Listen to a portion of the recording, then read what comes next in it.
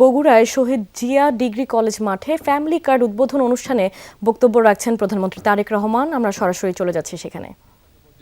কৃষি ঋণ আমরা মওকুফ করেছি, 12 লক্ষ কৃষক এতে সুবিধা পেয়েছে।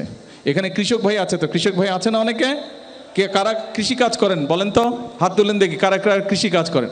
এই যে আপনাদের মধ্যে যাদের 10,000 টাকা কৃষি ঋণ ছিল, ধীরে ধীরে আপনারা দেখবেন আপনাদের কাছে আপনাদের ব্যাংক নোটিশ পাঠাবে যে এই কৃষি ঋণ সরকার পরিশোধ করে দিয়েছে, আপনার এটার আর ইনশাল্লাহ প্রয়োজন হবে না।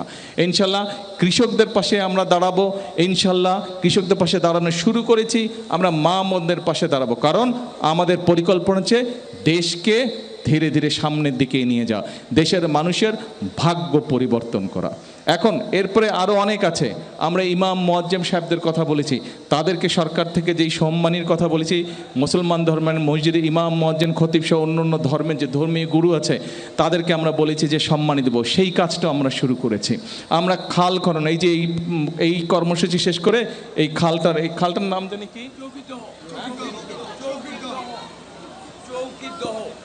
হ্যাঁ, এই যে চৌকিদহ খাল আছে যে সামনে, খালটা তো অর্ধেকের বেশি খাল ভরাট হয়ে গেছে, মানুষজন জমে যাবে। তারপর খালের যতটুকু অংশ আছে এই খালটা আমরা খনন কাজ ইনশাল্লাহ আজকে শুরু করব। এই খালের খনন কাজ শুরু করলে খালে পানি থাকলে আপনাদের লাভ আছে?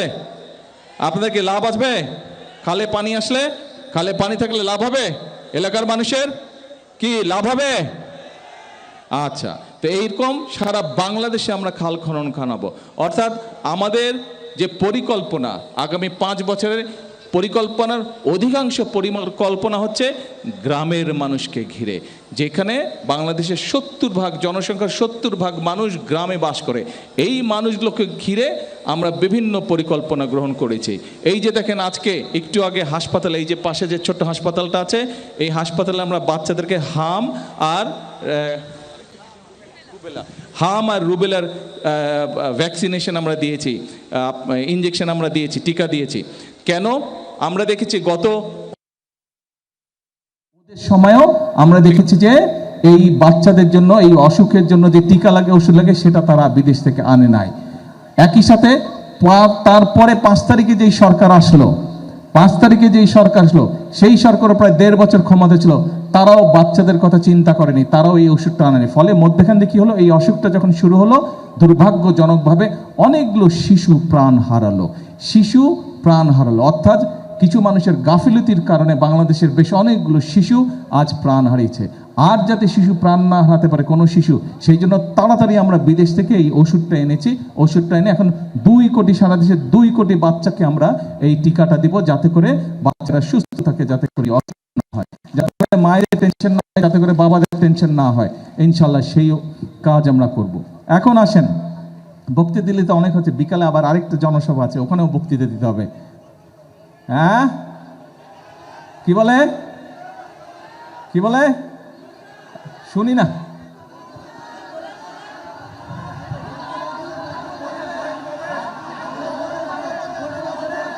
ও 2 ঘন্টা বলবো? আরে খিদা পাইছে তো আমার, বাপের বাড়িতে খাইতে দিবেন না নাকি? বাড়িতে নামাজ বাকি, খাওয়া বাকি, ওই জনসভা বাকি, খালকাটা বাকি, সব বাকি, আবার ঢাকা যেতে হবে। আসবো, বলবো, কথা বলবো, বসেন, উত্তেজন। এখন এই যে আপনাদের নতুন এমপি মিল্টন অনেকগুলো দফা দিয়েছে, রোকন চেয়ারম্যান অনেকগুলো দাবি দেওয়া দিয়েছে এলাকার। আমি জানি এলাকার অনেক দাবি দেওয়া আছে, গত প্রায় 1 যুগের বেশি সময় ধরে কোনো কাজ কাম হয় নাই। আমি নির্বাচনের সময় বিভিন্ন এলাকায় গেছি, বাংলাদেশের প্রত্যেক এলাকায় এই কমপ্লেন পেয়েছি আমি সাধারণ মানুষের কাছে। রাস্তাঘাট হয় নাই, স্কুল কলেজ হয় নাই, ব্রিজ কালভার্ট হয় নাই, স্কুল ভাঙ্গা পড়া, হাসপাতালে ডাক্তার নাই, ওষুধ নাই। এই সমস্যাগুলো যেখানেই গেছি নির্বাচনের সময় মানুষজন এই কমপ্লেনগুলো, এই অভিযোগগুলো দিয়েছে। এখন আপনারা এই যে ধনুর যেটা রাস্তা বলেন, এখান দিয়ে সামনে দিয়ে যে ধনুটে গেছে রাস্তাটা, এই রাস্তার কাজ নিশ্চয়ই আপনাদের অনেকে যারা ইয়াং তাদের হয়তো মনে নাই, কিন্তু একটু যাদের বয়স আছে, যাদের এখন বয়স 45, 40, 45, 50 বছর বয়স, আপনাদের কিন্তু খেয়াল আছে এই রাস্তার কাজ আজকে থেকে প্রায় 20 বছর আগে কিন্তু করে গিয়েছিলাম আমি। রাস্তাটা চিকন, কিন্তু রাস্তার কাজ শুরু হয়ে গেছিল, সেই ধনুটের ভিতর দিয়ে চলে গিয়েছিল রাস্তার কাজ। এই রাস্তার কাজ ইনশাল্লাহ, কিন্তু এখানে 4 লেন করার মতন গাড়ি ঘোড়া চলে না, এত গাড়ি ঘোড়া চলে না। আমরা রাস্তাটাকে যাতে আরেকটু বড় করা যায়, যাতে দুর্ঘটনা না ঘটে, মানুষ যাতে নির্বিঘ্নে যেতে পারে, সেইভাবে আমরা করব। কারণ যেখানে 4 লেন প্রয়োজন নাই সেখানে যদি আমরা 4 লেন করি রাষ্ট্রের অর্থ নষ্ট হয়। ঠিক আছে না? সব কিছু করতে তো পয়সা লাগে, এবং এই পয়সাটা কার? এ ভাই চুপ করতে হবে, নাহলে তোরা বক্তব্য দে আমি যাই। হ্যাঁ, তোরা বক্তব্য দে আমি যাই। চুপ, একদম চুপ। হ্যাঁ, এখন রাষ্ট্রের অর্থের কথা তো চিন্তা করতে হবে। এই যে দেখেন মধ্যপ্রাচ্যে যুদ্ধ শুরু হয়েছে, যুদ্ধ হওয়ার কারণে যেটা হয়েছে, যেখান থেকে তেল গ্যাস আমরা আনতাম সেই জায়গা, সেই দেশগুলো আক্রান্ত হয়েছে। শুধু তাই নয়, যেই জাহাজে করে জাহাজ যেই রাস্তা দিয়ে আসতো, এই যে আমরা শহর থেকে যে লিচুতলা দিয়ে আসলাম, এই যে যেই রাস্তার কথা বললেন, জাহাজেরও এরকম নদীর মধ্যে সমুদ্রের মধ্যে রাস্তা আছে, সেই রাস্তাগুলো বন্ধ হয়ে গেছে, ফলে তেল আনতেও কষ্ট হচ্ছে। এবং যেহেতু যেই দেশ থেকে আমরা তেল আনতাম ওখানেও দাম বেড়ে গেছে, ফলে অনেক বাড়তি দাম দিয়ে তেল, ডিজেল, পেট্রোল কিনে আনতে হচ্ছে আমাদেরকে। ফলে রাষ্ট্রের অতিরিক্ত অনেক অর্থ চলে গেছে। এই অর্থ কাদের? রাষ্ট্রের অর্থ কাদের? আপনাদেরই তো অর্থ, এই অর্থ আপনাদের।